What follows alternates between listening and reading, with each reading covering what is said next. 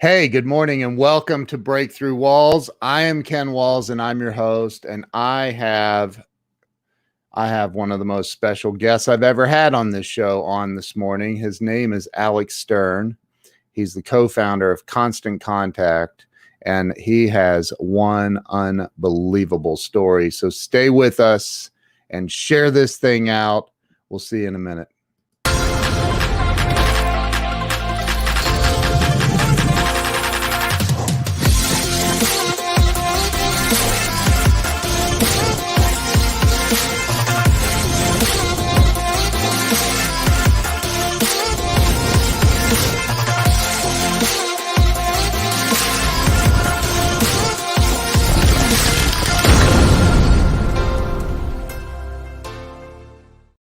And we are back. Let me bring Alec on.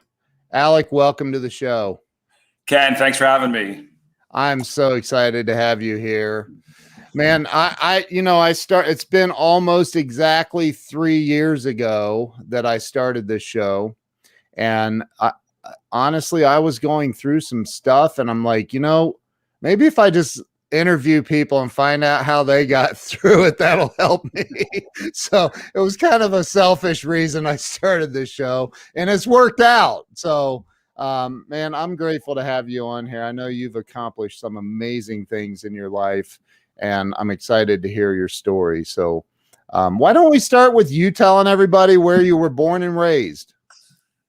Sure, happy to. So I was actually born in Boston. My mother was from Boston. My dad was from New York, and my mom and dad had moved to Connecticut. But my mom's network was up here, her doctor and family and so forth. And so when she had both my sister and I, 17 months apart, she actually came back to Boston.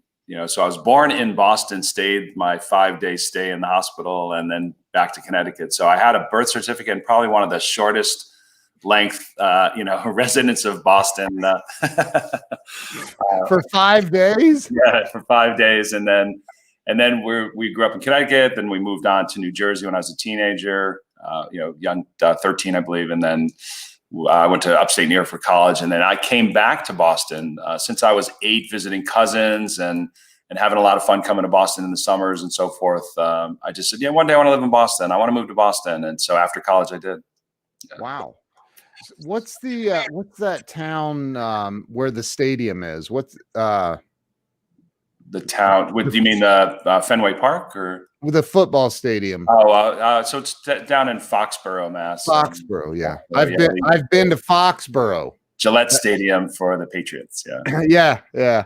That's I've never been to Boston, down like in Boston, but I've been to Foxborough. So you have a open invite. I will give you the $5 tour. I'll even discount it, but I live right here in downtown and can I'll do it. Wow. Some of the highlights. So what was that? There's a movie with Jack Nicholson that he's there. It's I think it was filmed in Boston. As good as it get. Is it as good as it gets? Yeah, and then also Departed. Okay. Yeah. Departed. He was in Departed, and most these days, most films come through Boston either for scenery or building shots, or actually filming scenes or the whole movie in that fact. So especially kind of fall, spring, summer, and fall. There's nonstop movies coming through, and it's so great to see. They do a lot in my neighborhood here in Back Bay, and it's fun to watch. And the great thing is that if they're in your neighborhood, like oftentimes they'll set up a tent and do like a breakfast for the neighbors, and the actors and actresses will come and greet everyone and take pictures with the kids. And that's cool. Wow. Yeah, so it looks beautiful. I've never been down in Boston. Is it Boston proper? Or I've never been down there. I'd love to see it. So I'll accept your invitation one of these days. All right. So Alec, I know that you have, obviously you're an entrepreneur. Was there anything that you recall from childhood, or a person, an event, somebody that kind of pushed you into what you became as an adult? Yeah, so I can answer that a couple of ways. I mean, the first way, when I was about 8, 9 maybe, and I started, it's one of those things we were provided for, but if we wanted something special, go earn the money and you can get it yourself. And so I started shoveling, walkways and driveways. I started, mowing lawns and detailing cars and just being like a handyman in the neighborhood. And so, and then I started hiring on some of the younger kids to work with me. So I get the job, get it set up, and then okay, shovel this walkway, and then I'll come back, and I got paid and I paid them. And so, yeah, so I guess that was my first taste of entrepreneurial, I guess the entrepreneurial spirit, if you will. And then my mom had a small business, and so I used to go and help her out. And sometimes, it'd be a Saturday morning and I get woke to, put on a bow tie and dress up and go help at an event that she was involved with. And wow. So she was, she would do a lot of things that wrapped around events. So it could be like the fancy invitations and the giveaways to all the guests, the wedding favors, and a bunch of things wrapped around events. And so we used to go and I would help out at times if a vendor or somebody that somebody backed out, I might bust tables or maybe bar back or do something that that was needed. So from a very young age, you were taught to hustle, work. Yeah. Yep. That's awesome, man. So you said you went to college in upstate New York. And I went to Syracuse University. Okay. What was your degree in? So business and marketing. Okay. And I took a marketing class and we did a case study on a company called Prime Computer, which back in the day was the first mini computer company. So we had mainframes from IBM and Burroughs and Data General and some of the bigger companies, but they kind of wedged in and with a mini computer. And so we did a case study on the company. It was really progressive. And, I like their, first mover, innovative in Boston. And so it's a funny story, but after doing the case study, I said, well, they're headquartered in Boston. I'm going to call the headquarters, see if I can talk to someone.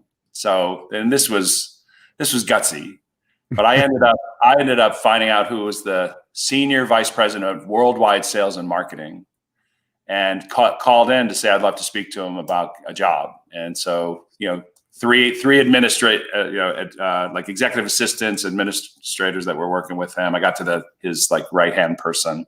Wow. And she was like, we don't hire right out of college. we hire 5 to 10 years experience minimum. And I said, I know, but I did a case study and I told the whole story. Anyway, so I'll cut the story short, but I convinced her to ask him, and I drove up for an interview. And so I met with this C-suite executive for this large company that had gone public, and there was 1,000 people in sales, and so I met him and we clicked, and he had me meet the whole C-suite. And the end of the story was they agreed to start a recent college grad program, and I was the guinea pig. So I went into training to take the courses they were giving everyone, all the new hires with 5 to 10 years experience, to see what resonated, what made sense, what was missing, and then worked with them for 3 months to build out a program. And then they started hiring classes of 40 to 60, new hires that were right out of college, recent college grads. So I got to go speak to the classes as the first, and then I was placed in an office in Boston. They said, well, we can give you a spot in New Jersey. And I said, I don't want to go to Jersey. I want to stay in Boston. So I'll tell you at the end of this story. So I get a job. I get placed in a Boston office. My first day, I go to see my manager. He said, come in my office, shut the door. And he said, you are a liability to me. You took a requisition for me to hire someone who was senior, who I didn't have to babysit, that could succeed because they've done it before. And now I got you. Wow. So you got to stay out of my way, and you got to stay out of the other sales reps' way. And I'm going to give you some accounts. And I got the graveyard accounts, the ones that had kicked us out or were about to kick us out. And that motivated me to succeed. I'm going to prove him and everyone else wrong. And so I ended up being the rookie of the year in the company against all of the new hires across the country. And, wow. I was just shy of worldwide. by someone else who had 10 years experience. Yeah. And I got to go to 2 awards trips and get recognized as a rookie of the year for knocking it out of the park. And wow. I had to secretly go to, there was a very successful woman in sales that was in on our team. Yeah. And I would go to her, quietly and like, well, what do I do? They want to sign contracts. What contracts do I give them? And, so she was helping me. And eventually that boss went into corporate and she became the boss. So we had built a relationship, and then of course, then I could do my job and rely on the resources everyone else could rely on because of the success that I had early. So I just popped this comment by Jen. She's a friend of mine. That's probably somewhat common among entrepreneurs, though, right? Like, there's no better motivation for me than somebody to tell me I can't do something. Listen, so I'll tell you my motto, and this is since I was a kid: a no means not now. So I never hear no. And I always can convert that no into a yes, and sometimes cultivate the relationship or understand exactly why I got the no. And so when I was a kid, on a hot summer day, I'd ask my mom, can I have an ice cream? And she'd say, no, it's going to ruin your appetite. It's too close to dinner. It's this, it's that, or whatever. So I'd do a couple of chores. I'd help her on a project. I'm like, Mom, can I have an ice cream? She's like, oh, honey, you've been so great. Take 2. That just got kind of ingrained in my brain. And as I went into business, I used the same. Like I don't hear no. And I would ask why I got the no, or sometimes I'd ask, is it a good time for me to talk to you about something, or if not scheduled time, like, yeah, now's good. So you get the buy-in to talk to them now. Yeah. And then sometimes it's a not now, like you cultivate the relationship. Can I stay in touch? Can I provide you some additional information? And I turned a lot of no's into yeses in my career, simply by striking up the relationship and cultivating it and providing them what they wanted in the time that they wanted to receive it. So, yeah. So you, now how long did you work at that company out of 9 college? years? 9 years. Wow. 9 years, yeah. And I had great success. Sorry? I'm sorry. Go ahead. No, I had great success. And so one of the top people in the company in sales and marketing, right under the person that I originally went to, 8 or 9 levels above me, was going to a startup. So he called me and said, hey, I'm going to this startup. I'd love for you to join me. And he said, I can't promise you if you're going to have a job in 6 months, or I can pay you in 6 months. But if this flies, it's going to be a great opportunity. And so I had a few $1 million worth of business that I was about to close in the next 3 to 6 months. And I thought, a few $1 million of business, might not have a job in 6 months. I was sort of like, I don't know, like, what do I do? And I was intrigued with this thing called a startup and whatever. So I stayed 3 months, closed some of the business. So I had a little bit more of a cushion. And then I called him and said, I'm ready to join you. So I joined, and 5 years to the day I joined, we went public. And I'm like, this piece of paper's worth what? I'm like, wow, how do I do that again? Wow. Are we talking about what I think we're talking about? Yeah, we went public, and I had gotten options, and they were worth, obviously a lot. And it was my first foray into, joining a startup, building it up. And then we had our initial public offering and then sold after that. So this was a double, if you will, in baseball. So, and that was Constant Contact.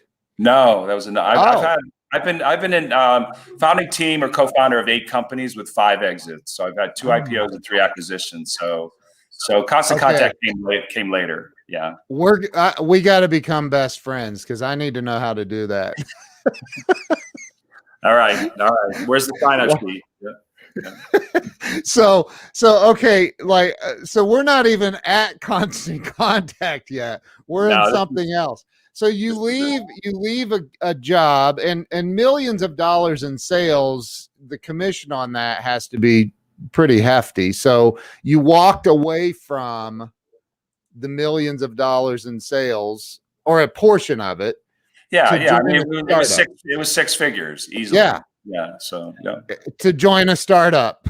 Right. Where I may not have a job in 6 months, or be able to get paid in 6 months. Correct. Oh my gosh. So David Newman says, I have too many best friends. So you exit this company, and then what'd you do? And what were you, 30 maybe? Yeah, no, it was probably 28, 29. Wow. Yeah. And so, Wow. no, sorry. I joined when I was 28, 29. So I was probably 34. Yeah. It's 34 when I left. And so, I took a little bit of time off, I was like, wow, this is great. I'll take a little time. So 6 months in, I'm like, I can't do this anymore. I'm bored. And so I joined on with a startup. And so that first company helped small businesses. The company, the second one that we took public helped small businesses. And then I joined another one where it was also helping small businesses. And 9 months into it, we sold. And so they didn't want me. I was on the sales and marketing side. They were buying the technology and they were buying the engineers.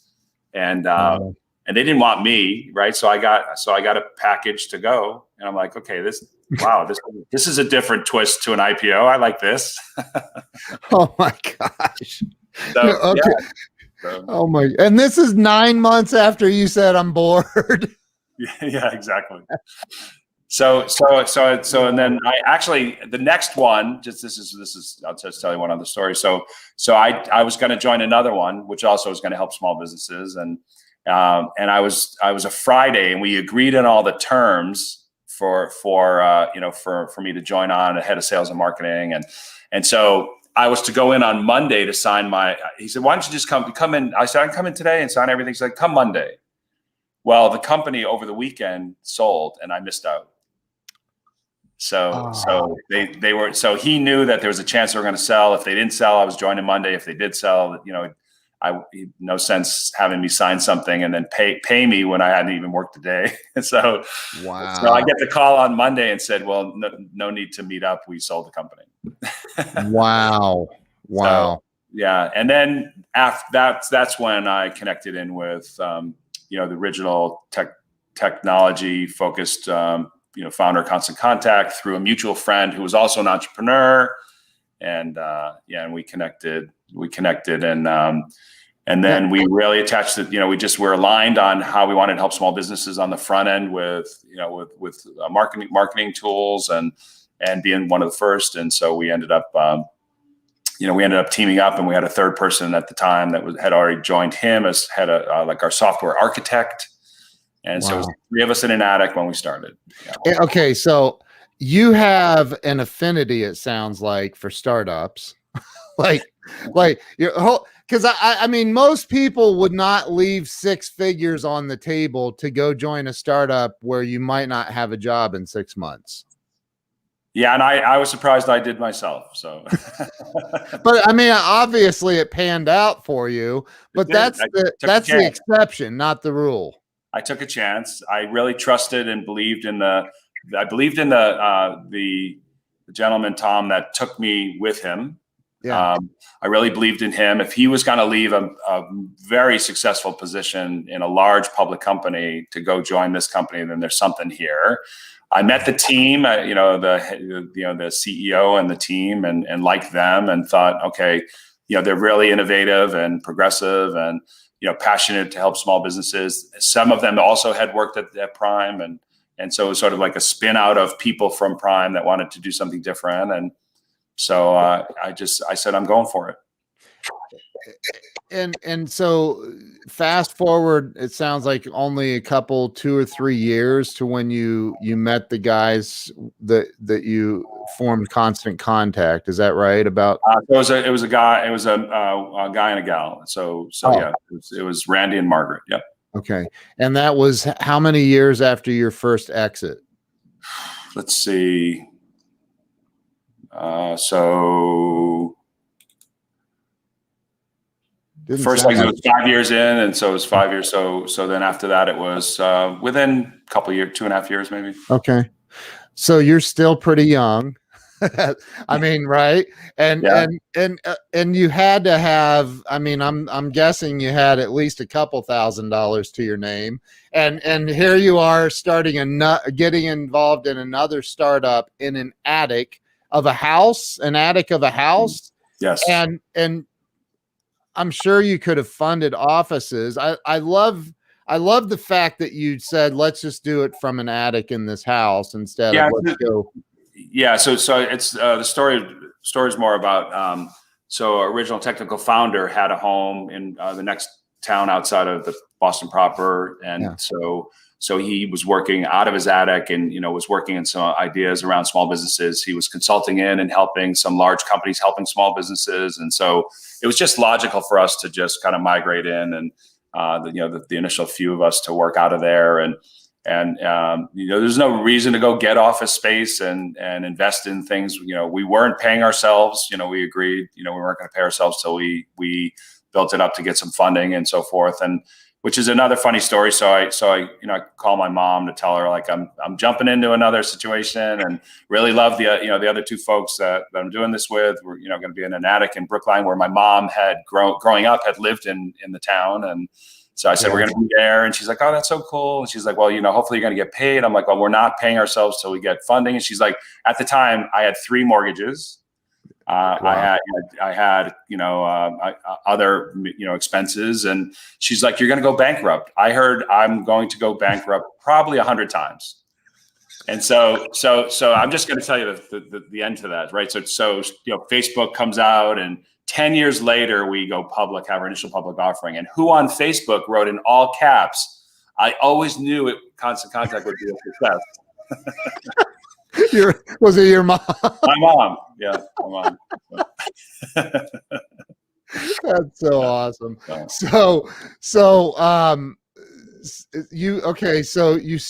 I'm really curious about the early days because I've been in technology my first computer was a Commodore 64C, right? I think we talked about that on the phone. So I've been in technology. We've seen it change dramatically, right? In the early days, though, when you guys are like, was it just an idea or did he have some sort of a model kind of already set up, or how did that all come about with Constant Contact? Because it's an amazing program. Yeah. So he had worked on some technology and was, was looking to solve this from a technology perspective and install it in and have someone on the technical side assist. And we really needed to move it more to like a solution that someone on the business side would make a decision to take this. And so being on the the revenue being on the revenue side versus on the expense side. Obviously when stuff gets tough, they're not going to necessarily get rid of something that is helping drive or drive revenue or nurture relationships or engagement and so on. And so it was really sort of was morphing into a solution to help small businesses. And the real original premise was, how do we level the playing field for small businesses against the big competitors that they had, where all they had to really worry about was what they wanted to say, when they wanted to say it, and who they'd want to say it to. And so take care of the rest, right? They don't have to know HTML, pick a template, drop in colors. And, so the original premise was to have the self-service, easy to use tool.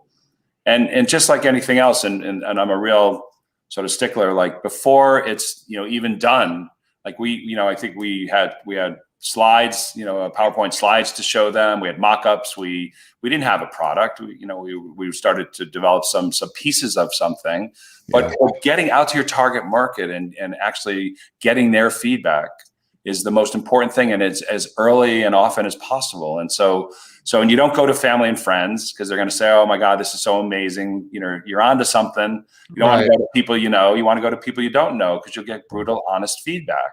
Yeah. So we set out and did that and started to get some of that feedback and started to build something out, and they got wide-eyed with the idea. And so that is critical for any startup. And oftentimes when I talk to startups, they're like, well, I'm going to stay in stealth mode because I don't want anyone to steal my idea, or we're not ready yet. We got to bake it a bit more, or we got to change the website and add more content. And the bottom line is you got to get out and talk to your target market. And a day doesn't go by that someone doesn't ask me, well, do you think this is a good idea? And my answer is always, it doesn't matter what I think. What does your target market think? Like you've got to be out there and getting your feedback from your target market as early as possible. And they'll tell you if you're onto something. I've never, and I'm sure you have experienced startup, what's it called, capital money that people are injecting into a startup.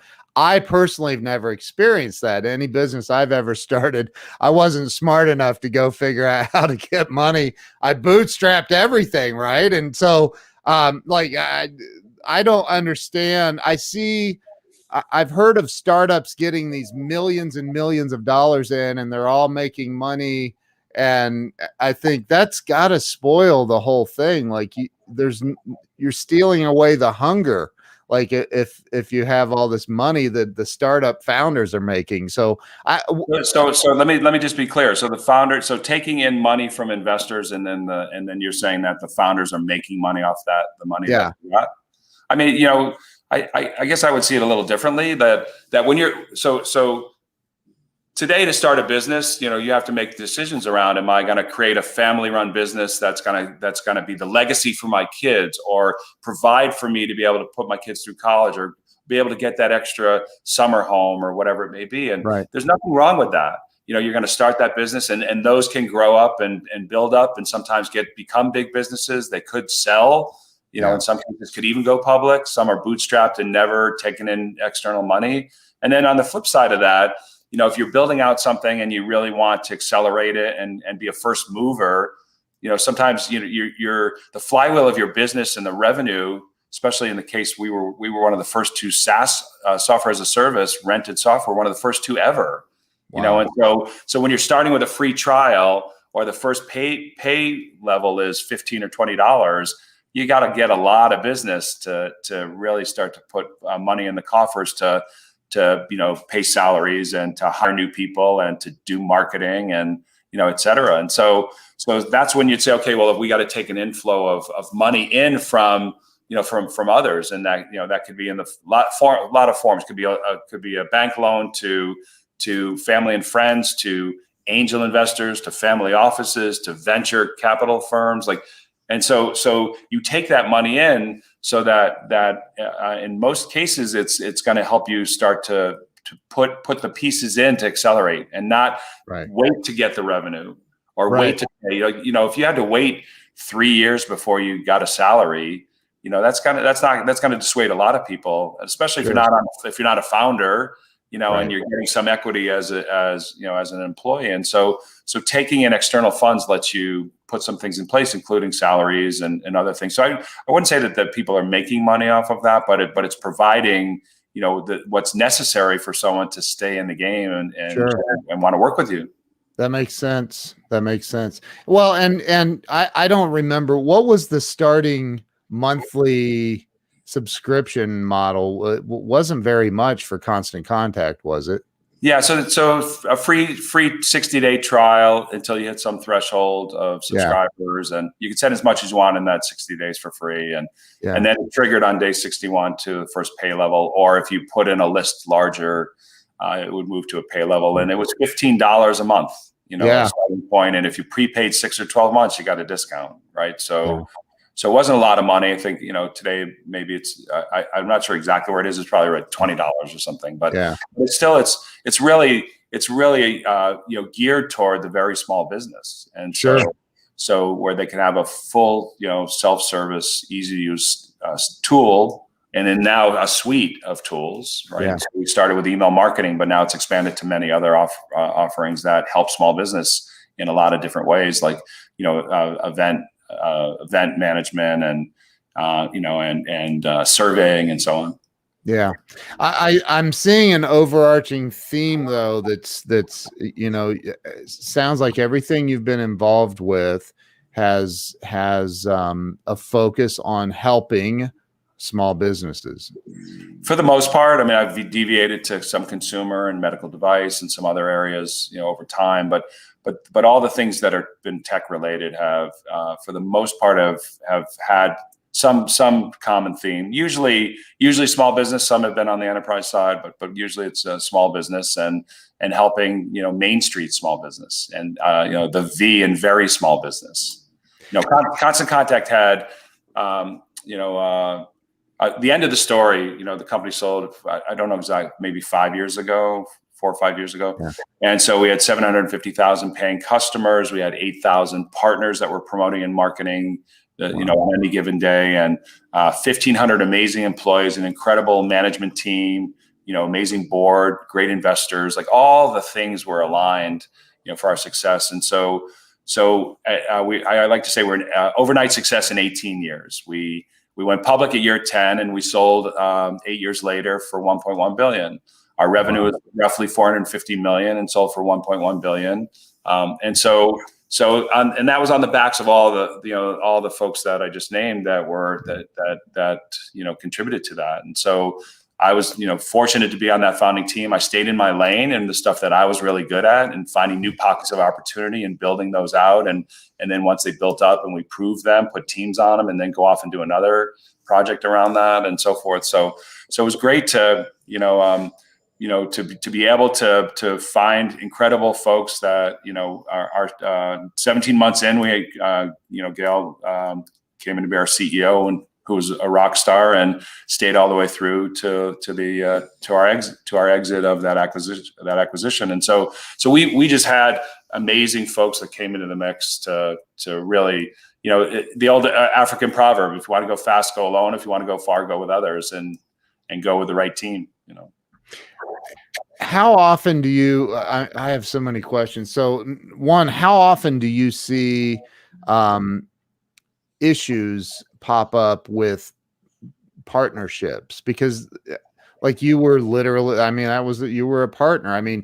There seem, do you see things come up where like everybody wants to move in a different direction, and how do you work through that in a partnership, for people that are watching that may be involved in partnerships? Yeah. So there needs to be alignment, but there also needs to don't want everyone drinking the Kool-Aid and saying, every idea that someone brings up, we're all on board. It's the best thing. We want things to be challenged. We want things to be tested. Your target market's going to kind of vet through a lot of that. And, and so finding great partners, is really around alignment. And some of the things for me and all the different companies that I've been involved with, the startups, I've always said that we've got to be title agnostic.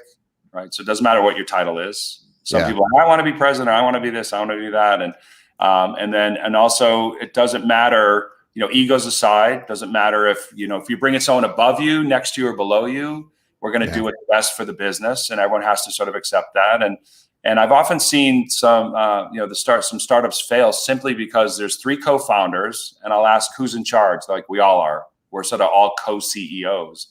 Well, who at the end of the day, who's the one person that has this company on their forehead, and they're like, well, we all do. I'm like, well, what do you, let me back up. What do each of you do? Well, I'm kind of handle operations and this, that, and the other. Well, you're a COO.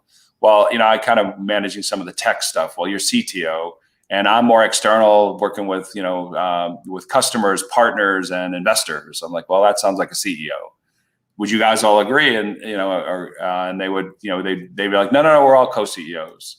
So it's not going to succeed if people can't relinquish a title or stay in your lane. The biggest thing is, we all have an area that we're very successful in, and the opportunity cost to do something else that's not in your lane costs you a lot more, because you're not doing what's in your lane. You could do double down and do probably twice as much of something in your lane than trying to do something new that you wouldn't necessarily be good at or what have you. And so it's just really important to figure out, what's the best, what's the best strategy for success. And that's bringing in others and being open to that. And then the last thing I would say is, I'm an innovator. I'm an idea person, and so oftentimes, ideas every day, all day, and pull over in the car and want to write something down and annotate about something.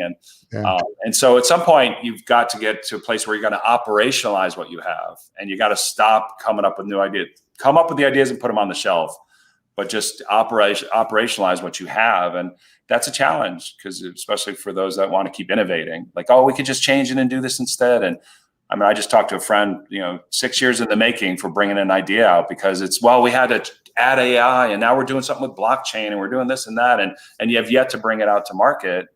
And I said, the industry's passing you by. There's other competitors that have already been out now for a while. And I said, get out there and then see what you need and adapt and adjust as you go. But instead, some people want to just keep working in the lab and, figure out how to make it the best. Yeah. And you can miss your opportunity. I love that. I've always been of the mindset of let's jump off the cliff and build the airplane on the way down. Like, now that doesn't always work out, but, right. And it hurts when you hit the ground, but so what do you think what's the biggest, I don't know, one or two things that you see small businesses, mistakes that they make that are hurting them? Yeah. So the first one I alluded to earlier, and that's getting out as early and often to talk to your target market, right? So they want to stay in stealth mode and they want to, just keep working on it, iterating it, changing it. It's not ready yet. It doesn't matter. You got to get on and get the feedback. That's the first thing. The second thing is they don't listen, right? So you before you go out, you have to talk to your target market, and you've got to listen to what they say. And when I say listen, if you move the letters of the word listen around, it spells silent. So you have to be silent and present and listen to what they're telling you. Ask them some questions. What's your vision for the business in 3 years? What do you have today that you love and you want more of? What don't you have and wish you had? And so they'll start to share things like, I want to save money. I want to save time. I want to increase revenue.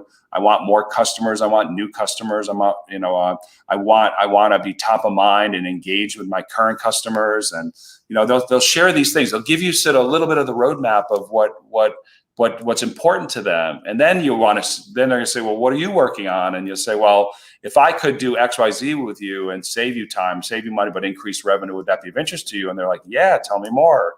And so you spoon feed them in. You don't spray and pray.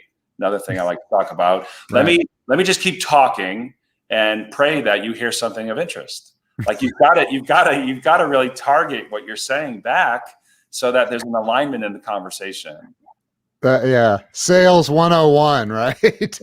Right. So those would be two of the biggest ones. And I think the third one that just came to mind was that this is not easy, right? Starting a business is not easy. You're going to hit obstacles. And if you were like me, you would get a piece of paper out and you'd write the obstacle on the top line and you put a little box next to it and hope you could check it, at end of day. And you get onto other things and avoid it. And then the next day it's still on that top of the piece of paper, and maybe the third day and so on. And so just understand that you're not the first person to hit this obstacle. So seek counsel, go to people to those that have knocked it down successfully, to those that failed in knocking it down, to those that have broke it into smaller pieces and knock down small wins and chunks of it to eventually knocking it down. And because you've got to develop that muscle memory to knock down those obstacles. Oftentimes that's when they want to take the bat and ball and go home and stop, I quit. This is too much for me. But you have to develop that muscle memory, because behind that obstacle is a bigger one. And you got to knock that one down. And guess what? The one behind that's going to be bigger. And so, you have to develop a way to do that. And one of the things I often introduce into the mix is humor. Like I just find humor in all kinds of situations, and oftentimes just to get the endorphins going and lighten the situation for a moment. Well, what do you mean we can't make payroll? I'd laugh at that, but then say, okay, now let's put our heads together and figure out how we're going to do that. And so in those earlier days, especially, it's really hard, and you've got to find a way to handle those obstacles and break them down and knock them down so you can keep going. That you just reminded me of a story. I hate it when you can't make payroll, by the way. God, that sucks. But my wife and I our first office had one employee, a graphic designer. And he only made like $500 or $600 a week. And I couldn't make payroll this one time. And I was like, I'm a loser. Oh my God, I'm a loser. And I call a buddy of mine. His dad has a $150 million a year company. And I called him and I said, Marty, I'm not looking for money from you. I just have a question. He said, yeah. And I go, How do you do it, man? I can't even make payroll with one employee, and I feel like the biggest loser in the world. And how did you go? And his answer was brilliant. He's like, you just stay in the ring, you keep running, you keep fighting, and you don't let that blanking tiger catch you. I'm like, what's the tiger? I didn't know about a tiger. Nobody told me about a tiger. What the heck? So, it's just, but it is crazy. You can mess with your mind, like, especially if you can't make payroll. Oh, it's terrible. I hate that. So that was just an example, but there's always obstacles. There's a lot of challenges, a lot of firsts. Like, I've never experienced this before, but that's where you seek counsel. You called somebody that could, get you fired up to figure out how to solve it, or give you the answer, or tell you how they would solve it, or just motivate you to go work on it. So so just seeking counsel is so important on so many things when you're starting a business and as you're growing. Mentorship, advisors, it's critical to have folks in the mix. You don't have to go it alone. How many times a day? I was going to say a week, but I'm going to go with a day. How many times a day do you get hit up asking you to invest in a new idea? So I want to broaden that to invest in an idea. Can I get 10 minutes to tell you about my idea? Would you give me feedback? So I'd say 20 times a day. Can I pick your brain? Yeah, I pick your brain. And so I would just advise to anyone that wants to reach out to someone, you'd say, well, that I really would love to talk to that person. They'd be a great mentor, a great advisor. What they've done is, what could help me so much. You have to do your homework, and you have to be really prescriptive about the ask and the reach out. Like, don't just say, can I get 10 minutes of your time? I'm like, about what? So I'm back and forth with people. Like, I'm sorry, but you got to give me a little bit more color here. And so the best thing is to say, I'm working on something that aligns with what you've done in your past. So I think there's a really good fit. It's in this space. We're sort of focused on this. And here's where I think, a quick 10-minute conversation could benefit both of us. Like, put some effort in. I'll read those, and those oftentimes I will answer. And so the bottom line is you've got to put a little bit more skin in the game if you're going to reach out to somebody. And that's also, like, someone may come off a stage of a conference, and you run up and say, you could say, can I talk to you about my idea, or I'd love to pass my idea by you. It's going to mean nothing. It's going to go right over someone's head, especially in that moment. And so you could say that, I tell them something they just talked about that resonated so well with you. Like, you just told me about a no means not now. And I have to tell you that just woke me up to realize that I could cultivate those relationships. And I thank you for that. I'm working on something that really aligns with what you had talked about. Could I possibly just send you a note to maybe just buy a virtual coffee, or talk to you for 10 minutes? And oftentimes they give me your info, or talk to my admin and she'll set something up, or I'll send you my calendar link, and whatever it may be. And so if you put a little bit of effort in, and reward them first, pat them on the back, whatever, and then do your ask. Or they may say, well, what are you working on? Oftentimes they're going to want to sort of reciprocate. Well, tell me what you're doing. And I'm glad that resonated with you. Tell me what you're doing. Yeah. So take advantage of those opportunities, but be smart about it. I totally agree, man. I How to Win Friends and Influence People. I really think everybody on planet Earth needs to study that book.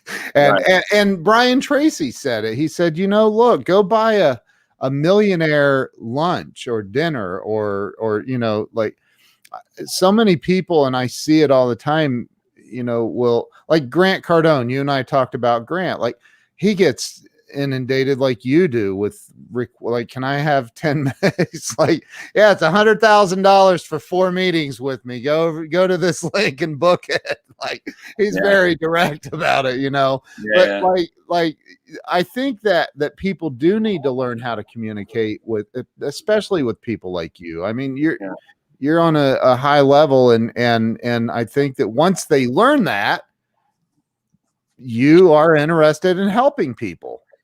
Yeah. And so the door, so the doors are opened, and especially on a lot of platforms these days, like Clubhouse as an example. And So I just spoke on Clubhouse and something, someone asked me to speak on Saturday, and I received probably 150 DMs. And 90% of them, so 90% just there just wasn't, like there was a compliment or this resonated with me and thank you and appreciate your words, and but then there's the 10 to 15%. You have to go through those all to find the ones where someone's asking for something, and the majority of them just ask for time or here's my number, give me a call. I love those. I'm like, okay, so what am I calling about? Like, I have no idea. When's it good for me to call you about something I have no idea about? Yeah. It's funny. I'm telling you, How to Win Friends and Influence People is a great book for people to read. So Alec, you and I ask every guest the same question, and this isn't necessarily around entrepreneurs, but just people in general. It could be an entrepreneur, but it could be mom. It could be anybody. What do you think the number one thing, this is your opinion, what is the number one thing that holds people back in life from financial success? And I know money's not everything, but Zig did say it's right up there with oxygen, right? So from financial success and real true happiness and joy in life. What's holding people back? Yeah. Yeah. So the first thing I'm just top of mind, what the first thing that came into my head was that there are a lot of people that want to say that they're hey, I started a business, I'm an entrepreneur. But when push comes to shove, do they really want to do the work? Do they really want to step in? And again, when obstacles hit, they're the ones who want to sort of pack it in. And so are they really happy in doing that? And do they have the support network, right? So starting a business is not easy, and you need a lot of support, right? So from family, from friends, from your network, and so sometimes someone's going to start something, but they don't have that support. They don't have that person cheerleading them, or they did, and that person's done with it. Like, okay, this is taking a lot longer than expected, and it's cutting into family time. And so sometimes it's not even just what they're working on and what they're doing that has its own challenges. Sometimes it's the kind of the influence of the challenges around them. And so I think one of the first things is just to really make sure that, you're committed in, and that a hook or crook, even if obstacles hit or you've got to sort of maybe change the idea a little bit, or you're challenged with the idea as it is, and whether it's product or service and so on. You've got, you're that person who's like, okay, well, I'm going to stay here until I figure it out. As soon as I figure it, we figure this out. And I've invested in a couple of instances where even before signing paperwork, where in one case they needed to make payroll in 5 days, I had met with the founder, and I believed that no matter what happened, he and the team will figure it out. They will find the solution. And so I banked on it. And in fact, that company sold, about 3.5 years after I invested, and they were the ones who were going to commit. I call on a Saturday morning to leave a message at 7 a.m. on a Saturday morning, and he would pick up, right? So he was just working hard, and I'm not one of those, like, there's a difference between a manager and a leader. A manager wants to see you in the office and always know you're there. And a leader will let you do whatever, or just get, as long as you're getting the work done. But so I just happened to be calling early on a Saturday to leave him a message about something. And then he would pick up. And then sometimes I would just drive up and meet him. And he's like, well, I'm here all day if you want to come up and chat. So I would go up and we would have these great innovation conversations and strategy and understand where they were. And so it's really kind of, you got to be all in, right? And I see a lot of folks where they're like, and it's fine if you're not full time with it. Like, I have an idea and I have a full time job. I gotta keep paying the bills, but I'm working on this on the side. No one's saying just drop everything, quit it all, and go. Work in this startup where you're going to get nothing for a while. You can sort of teeter both and kind of work on that idea. but that's where you go to your target market who's going to tell you you're onto something, and then it may help force the hand for you to say, well, I got to get into this full time because we're a first mover and we need to get out there. So I think it's just really about just the support network and that your commitment in, and it's hard. It's very hard. There are a lot of days you're not happy. That's the truth of starting a business. There's a lot of stress, and so what can you do to relieve the stress? And Right. and some of this is, we have this vision, like we want to go public in 10 years, or we want to get acquired in 5. That's great. What did you do today to get you toward that? Visualize, set your intentions, visualize the outcome, but step back and say, what am I doing today to get me there? And we don't do that all the time. That is such a perfect segue opening. How excuse me, how important is it for these startups and business owners excuse me, to set big goals? Yeah, so I'm a big fan of it because you you're the BHAG of a goal, right? Set that really big goal that's sitting out there. Yeah. But you've got to step back. Is that a 3-year or 5-year? How far out are you going with that goal? So you're gonna have your vision of where this is going to go, but then you're stepping back and looking at what's the short term that you're doing today. And I spoke to over 1 million people in the last year through all these summits and podcasts and interviews, and so I would ask the question of many, you've set that goal and vision. How many are you on a path today to get you there? And half of the people, after push, sort of a little push pull and whatever, would say, I'm not on that path, right? So we've got to be realistic here. Is the goal sets that it's just too far out there, it's too big, and it's just not achievable, or what you're doing today is not going to achieve it? You've got to be realistic about it, and then say, okay, what am I working on today that's going to get me there? And we often aren't necessarily working on something today to get us there, and we get into the busy work, and we walk in with the best intentions and we get sidetracked, and a lot of things are going to happen, and that's totally understandable. But you've got to be realistic about the goals you're setting, and then celebrate every win, small wins all day long that are helping you get toward that. Because you're not going to get there just one day waking up, hitting that 3 or 5 year big goal that you've set. Everything you do today, tomorrow, and the next day are going to get you there. Yeah. There was this time when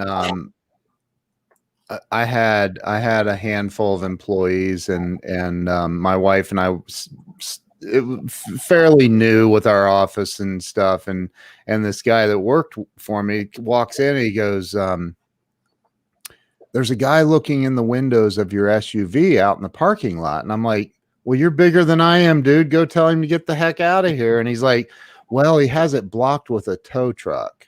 I was like, oh no. And yeah, he was there and so I can remember that being like one of the most humiliating day of my life. And I remember thinking, there's no hope left for me. And Alec, with what happened in 2020 with the pandemic, and the suicide rates went through the roof. People gave up. And what would you have to say to somebody that's barely hanging on right now? They don't know which way to go. They feel like they've tried everything. I've been there. I've felt like, man, I've done everything I know how to do. What now? What would you say to somebody to help them, to get them through to the next moment, knowing, because we know that it passes, but they don't in the moment. Because I remember the car going away and standing outside with my employees going, well, I'm a loser. I'm done here. So what do you say to somebody that's going through that? Yeah. So the biggest thing that I focused on during this last year was or year and a half, I guess, was really around, we're all in a hamster wheel of the day to day and the tactics of the stuff that we're working on. And so, it's really a time to step back and to say, okay, work on the business, not in the business. And so look at the strategy and see where you are. And, if the business is in a lane of a highway, have you looked at the lane adjacent to either side to see if the opportunity might be bigger? Test your way into looking at some of those things. That was the first thing, is to really just focus on the strategy and see if you're on that path toward that goal and vision, which many were not, half were not. And so that's key, right? That's really key. Yeah. I said that was sort of the first thing. And then the second thing is, we were focusing on social distancing and physical distancing. And so I said, focus on long distancing. And that's where you get out your address book or your contact list, or, pull out your phone and go back in time. And who are the people that were strategic to you in your life? Coaches, teachers, mentors, investors, partners, customers, whoever it may be. And if you have a new idea and you're working on something, you reach out, find out what they're doing, and offer to help them in any way, and then turn around and talk to them about what you're working on. And I had some incredible breakthroughs with folks on stuff that I'm working on now, and others that I was working with who needed some assistance, and just people were more than willing to talk and also help. And so again, everyone sort of feels like I'm in this alone, and I don't want to tell someone that I got this problem where I can't, it's just not moving forward, or I've lost all aspects of income, and you've got to think outside the box. Or right now we don't even know if it's a box that we're going to be in or out of going forward. It's all an open book for us to think about. And how can you be creative with what you're doing to offer? So I'll give you an example. I talked to a gallery owner, and I said, "Well, where's all the art?" And I said, "Well, we've got it all locked up, and once we can open up our retail store, we'll pull it back out." I'm like, "Why wait? Why don't you pick an artist, take some of their pieces home, do a virtual art show, right? Exhibition, bring the artist on." Interview them a little bit about their background, ask them what influenced you with this painting and that painting, invite all your customers, have your customers invite others, right? For doing watch parties. Yeah. And so I talked to the gallery owner shortly after, and I said, so how's it going? They said, great. We did a virtual, exhibition and, art show, and we sold a painting. And I'm like, you're kidding. Who'd you sell it to? And they said, it was someone on a watch party. We don't even know we didn't even know them. They were through one of our customers. Right. So it's like, you've got to be creative, in your approach. And the restaurant is an example, talking to chefs and saying, well, why don't you, give a shopping list to the families, or you can even package up a box and send it home, and then cook with the chef on Friday night.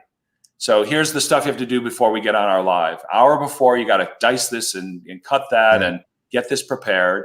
And then we're going to come on and we're all going to cook together. And the moms and dads can have wine if they want. And we're going to prepare a meal together, and everyone's going to enjoy the meal when we're done.